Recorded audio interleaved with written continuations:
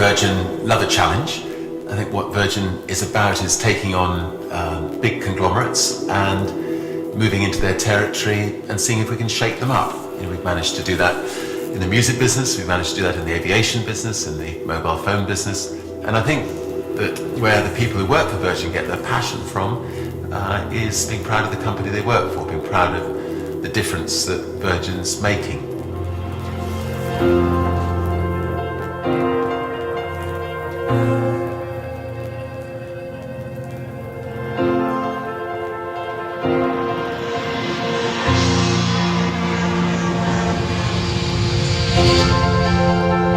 You are concentrating on the area in front of my feet, aren't you?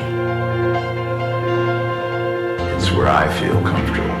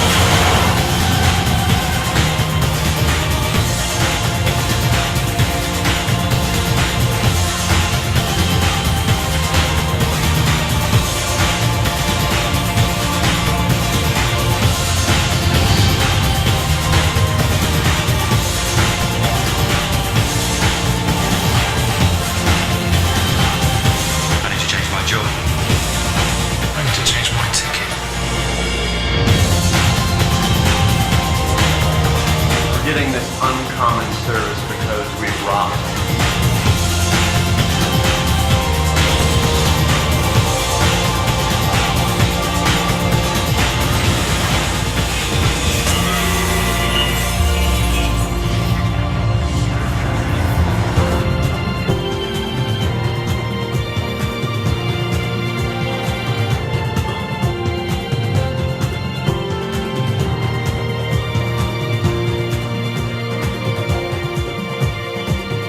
Screw it, let's do it.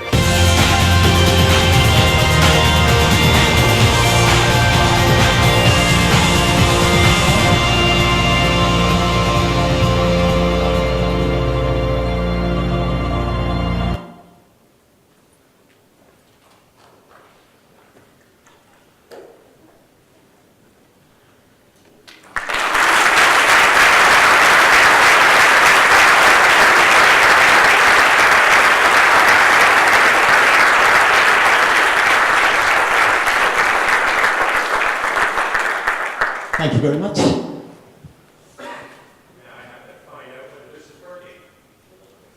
Is it working? Fantastic. Well, Sir Richard, welcome to Singapore. Thanks so much for joining us and coming to share your insights. And I also want to thank our audience, our participants, because they've already submitted a large number of questions that I'll be working into our discussion today. And so I want to thank you for your contributions ahead of time. The first thing I'd like to do, though, is talk a little bit about you. If somebody was to try to summarize your career in one word, would it be fair to say that that word would be challenging? Fun and challenging. I'm sorry, I have to have three words. And you know, you've had some interesting, high-profile bets in the media recently. You had the bet with Tony Fernandez about Asia Air, the Formula One racing. You've had the perhaps infamous bet with Willie Walsh at British Air. And, well, this begs the question, are there any airline executives in the world with whom you don't have potentially embarrassing and painful bets? I hadn't thought about it. Well, yesterday we had a no, we had a good laugh, and I'm sorry, girls, I'm not going to be showing my legs off now, or guys actually. No, I think look, my approach to life is not to take life too seriously. At the same time, there are issues. I mean, it's quite strange because the day before I took the flight to come here dressed as a stewardess, I was dealing with the elders, and where we're dealing with conflict resolution issues, and Kofi Annan was appointed the chair of the elders, and as Archbishop Tutu stepped down. And then we get on the plane as a stewardess, and I arrive here and come and talk about a serious issue like the carbon war room. But I think I think that's important to balance things, and if in the process we can make people smile a bit, why not? Well, I wonder if you could take this challenging aspect of your personality into climate change. Perhaps a bet with Mitch McConnell. If he wins, you shave your beard. But if you win, he backs a treaty in the U.S. Senate. I think that sounds a fair bet. And not too painful a one. So he's on. If he's willing to take me on, I'll take him on. But you, on the more serious side, you do have the Virgin Earth Challenge, which was another form of a challenge, but now to the globe. How is that going? What was involved in it? Where does it stand? Well, prizes are a very effective way of stimulating people to think about subjects that are not being thought about. The first crossing of the Atlantic by aeroplane was actually a Daily Mail prize that Lindbergh ended up winning. The X Prize was a prize that was put, a $10 million prize for the first commercial spaceship company that put 3 flights into space, and where the people in the spaceship returned successfully to Earth, which we were involved in, and it stimulated a whole new era of space travel. And so we thought, well, actually it was my wife's idea. One day I was talking to her about the problem of carbon in the Earth's atmosphere, and how one day, it could end up with Singapore being underwater and a lot of dire consequences from it. And she just, like a down-to-earth Glaswegian lady, just said to me, surely there must be a technician or an engineer in the world somewhere who can come up with a way of getting carbon out of the Earth's atmosphere. I mean, it can't be beyond the wisdom of man. They really put their thinking hats on to do that.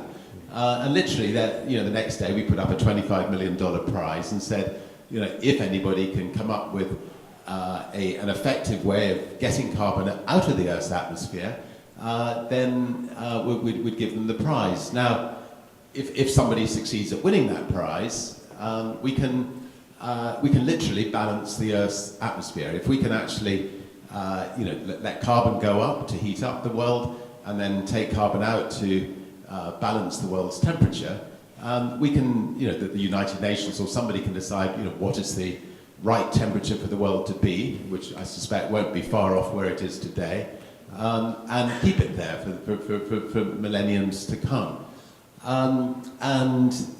There's been something like 10,000 people who've applied for the Virgin Earth Prize, and some extremely talented people are going for it. The Longitude Prize, which George III put up an award for somebody to try to work out longitude and latitude. I mean, it took 90 years for somebody to win that prize. Obviously, we hope that this prize will be won. It's by no means guaranteed that anybody will be able to achieve it, and therefore we've also set up things like the Carbon War Room to see what to see whether there's other methods of addressing the problem in the meantime. That's very exciting. Just out of curiosity, were there any entrants from Asia? I think I'm going to get Peter to answer that later, but I almost definitely yes. I mean, we've had entrants from all over the world. I don't think as many as other parts of the world, but there's no question that Asian companies are fast catching up, if not overtaking, a lot of Western countries when it comes to clean energy, and actually leading some Western countries in the wake.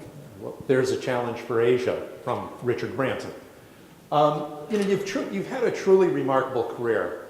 If 45 years ago, somebody had said to me that there's this one guy who has dyslexia running a magazine called The Student, and someday he would start 400 businesses, more than 400 businesses, underwrite a plethora of charitable and philanthropic efforts, receive honors from the International Space Transportation Association and the National Academy of Recording Arts and Sciences and the UN and the Queen, and found a group called the Elders with people like Nelson Mandela and Jimmy Carter to battle global conflict, or to counter global conflict. If somebody had told me one guy was going to do all that, I would have said, well, sure, if he has a cool hot air balloon. And you have a way of bringing cool to whatever you do. Is there any way that we can bring cool to climate change mitigation? That is, how do we make clean tech and carbon taxes cool? Anyway, thank you for that. I was rather enjoying that. Carry on. Well, look, it's an interesting subject. I mean, first of all,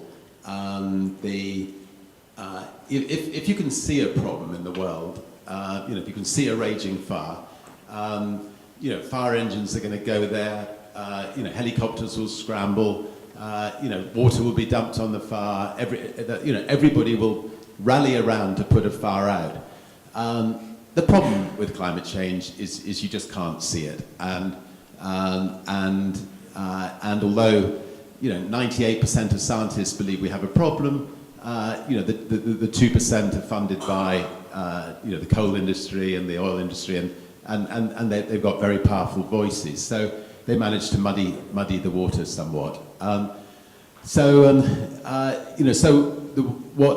What we're trying to do through the Carbon War Room is take a different approach, and that is, I'm a businessman. I've got airlines, I've got spaceship companies, I've got train companies. I put out tons and tons of carbon. And most people in this world come from industry, so we all putting out a lot of carbon.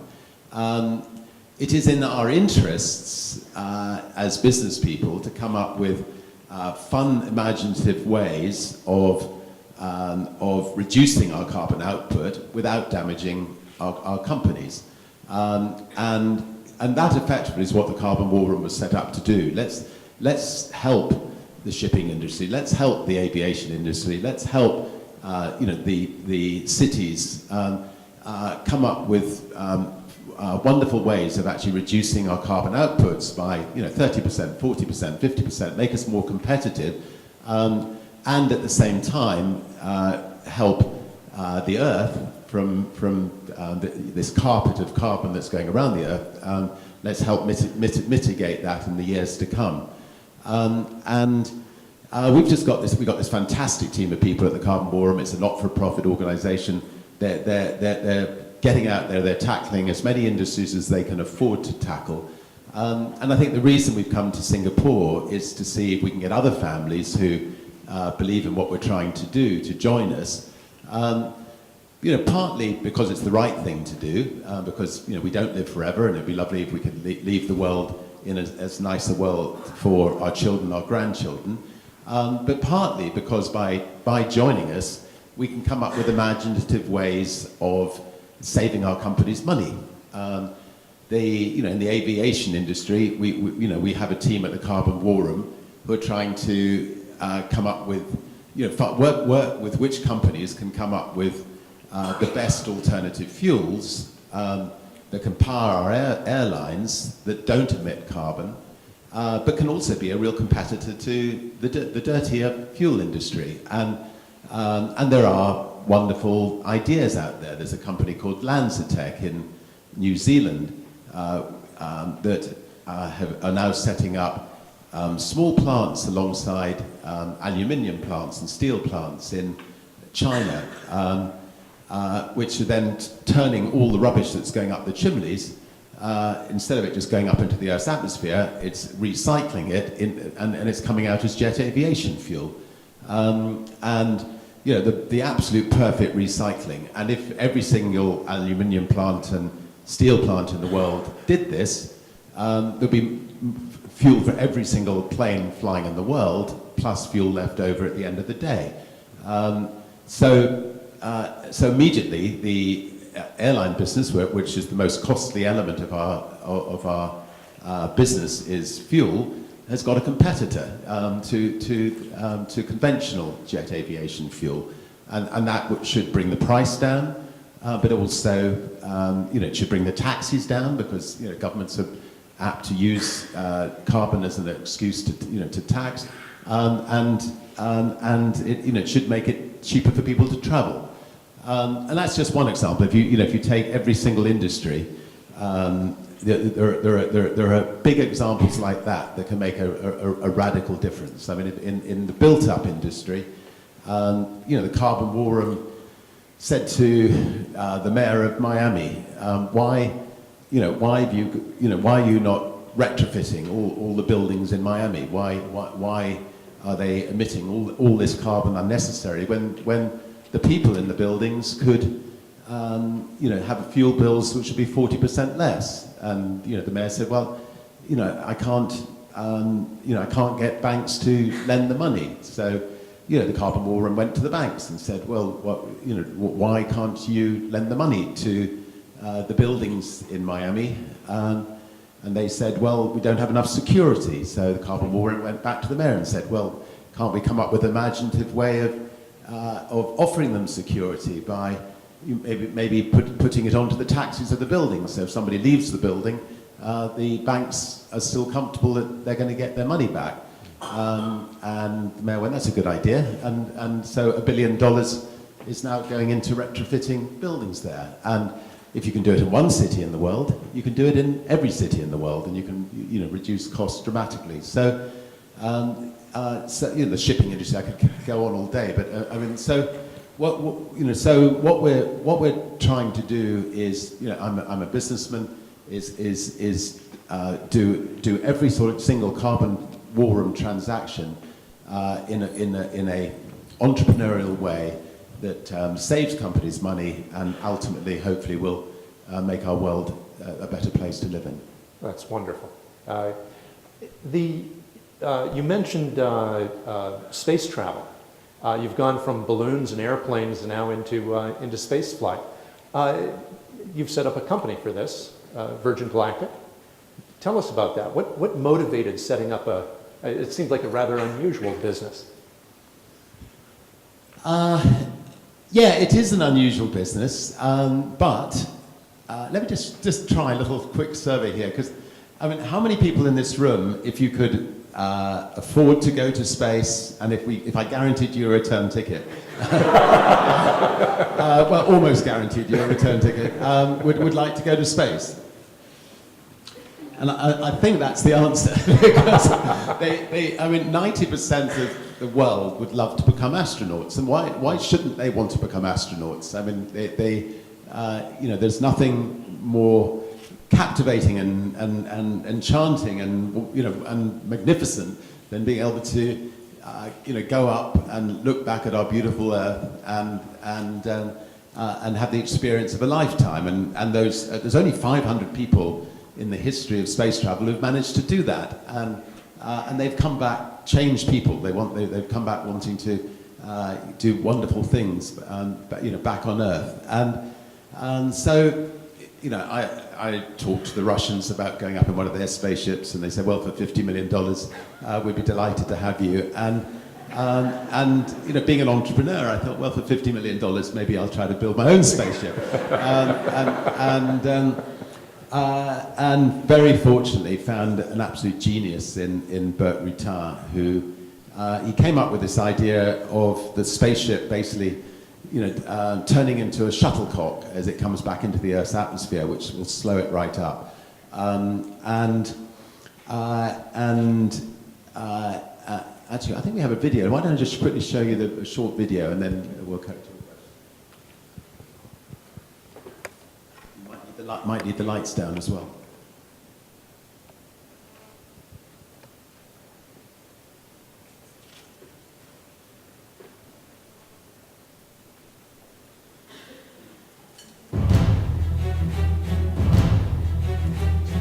The exploration of space will go ahead, and it is one of the great adventures of all time.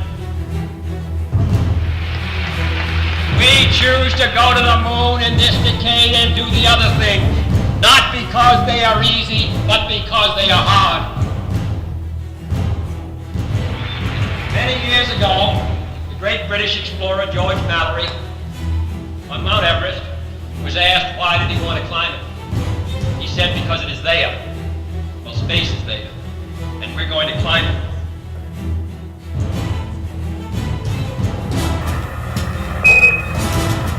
Okay, there we can see you coming down the ladder now. That's one small step for man, one giant leap for mankind.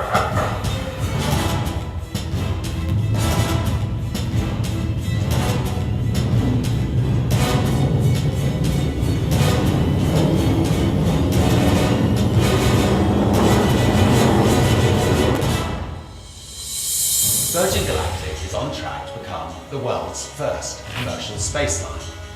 And if you've ever dreamt of joining the incredible group of pioneering astronauts, your opportunity has arrived. During your adventure, you will accelerate to a breathtaking 3.5 times the speed of sound.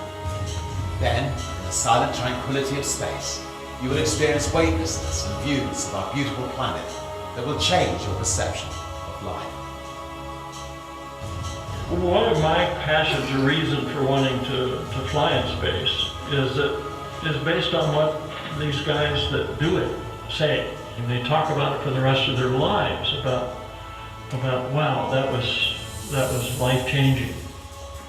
The rocket motor ride is a minute and a half or so, and it's exhilarating. It's like nothing else you've ever done. When that motor does shut down, you get this instant calm of weightlessness. Everything you feel in your body is the same way. It's wow. Our first Virgin Galactic astronauts are booking their own place in history as pioneers of a new space age, and for them, the journey has already started. I've had some incredible adventures in my lifetime, and space is sure to be the greatest one of all. I am going, and I hope you will be joining me.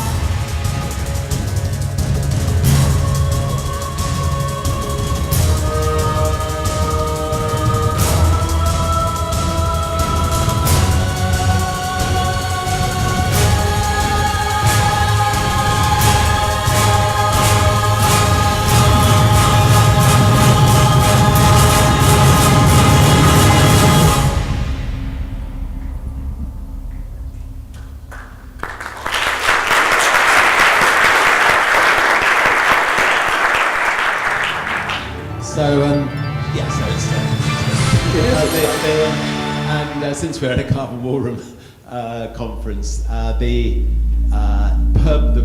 person, we've managed to reduce the carbon output to less than a return ticket, economy class, from here to London on Singapore Airlines. So it's So how many want to go now? And then when you embark on something like this, you maybe start. I often find I start from the personal challenge of seeing if I can, get to space myself, and then you think, okay, well, if I'm going to go, maybe there'll be other people who want to go, and and suddenly you realise there's an enormous market for it. But the other thing, the vehicle that we carry the spaceship up with is can carry more weight than any other vehicle ever built. And we now realize that we can actually put satellites into space for a fraction of the price that's happened to date. So per month, Virgin Galactic can launch 3,500 satellites. Now, for those people who are involved in the telecommunications business, Wi-Fi, internet business, it's going to be transformative. And over the next 3 years, there are going to be some billions of people who are not connected yet in the world who will be connected, and those billions who are connected are going to suddenly see a massive drop in the cost of their, of what it costs them to get telephony, etc. And the capacity that we can of the internet, we can actually increase threefold. So, from an adventure can come, quite a lot of extra benefits. Wonderful. Now, you told us about why you set up the Carbon War Room, why you established it. Why the name, the Carbon War Room?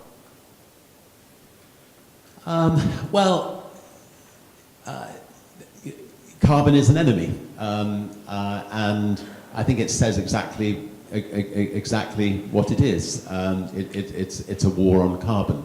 Most wars are not very nice things at all, but a war on carbon is a good war to have, and it's a rally to arms. It's quite interesting that we have Jose Maria Figueres, who I just see is sitting in the front of the row here, whose father abolished the Army, the Navy, and the Air Force in Costa Rica, heading up the Carbon War Room. but I think he feels that this particular war is a war worth fighting. And what do you think it's going to take for the world to actually start treating it as if we are at war? Because we've just passed 400 ppm concentrations of carbon dioxide in the atmosphere, and yet we seem not to be able to rally the way that you're suggesting. So we have this group that's ready to go to war, but what's it going to take for the world? Yeah, it's a good question. I mean, as we said right at the beginning, unless you can see the enemy, it's very difficult to rally the world to action.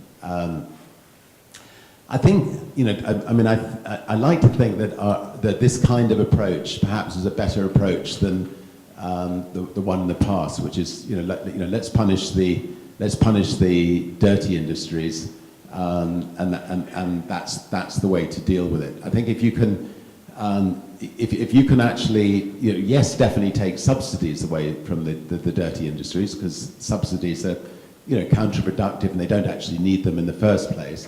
And if you can then move those subsidies to helping, the new fledgling clean energy industries around the world, and if you can make it, make it advantageous for people to, use solar and use wind and develop really clean batteries and so on.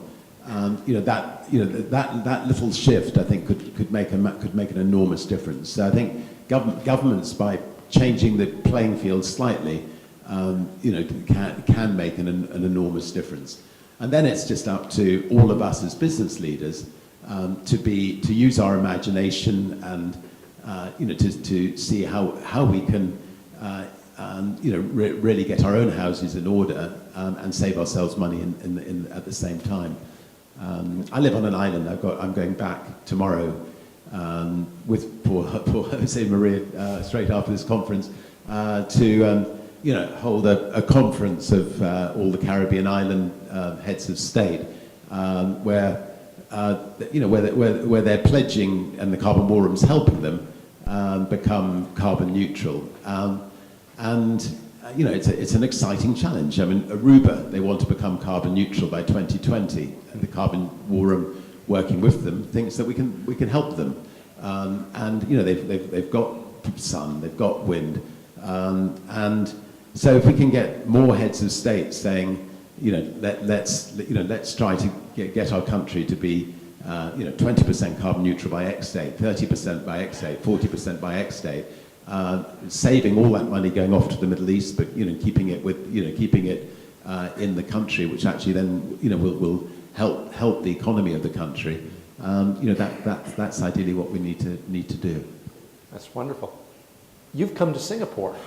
You've come to Asia with the Carbon War Room. Why Asia? Why Singapore? And why right now?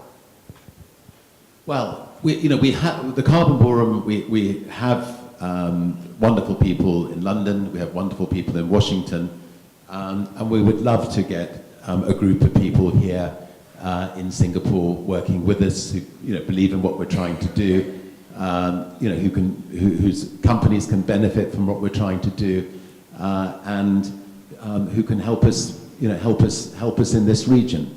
I think we'd love to see the carbon war room based in maybe in Singapore, but with help from all the countries around here. There's so much new business taking place here, and there are so many imaginative ways of doing it in a carbon friendly way rather than a carbon dirty way. So this is the challenge for Singapore, for Southeast Asia and for the world, is to find ways to reduce carbon emissions, make a profit in the process, but also to take care of those who are less fortunate in the process. Do you have any thoughts in terms of how this process works through to the world's poor? Does it in some way, is the idea of creating wealth out of carbon emissions reductions inconsistent with being concerned about the world's less fortunate? Well, look, it's not the principal aim of the carbon war room, but obviously, if you can, Singapore can reduce the amount of money it spends on importing fuel, and if it can, avoid the seas, rising. I mean, Singapore's, for instance, quite a. I was just talking to the minister out there. He's genuinely worried about sea level rises and the effect it could have on this country, and obviously, that will have an effect on poor people and wealthy people alike. But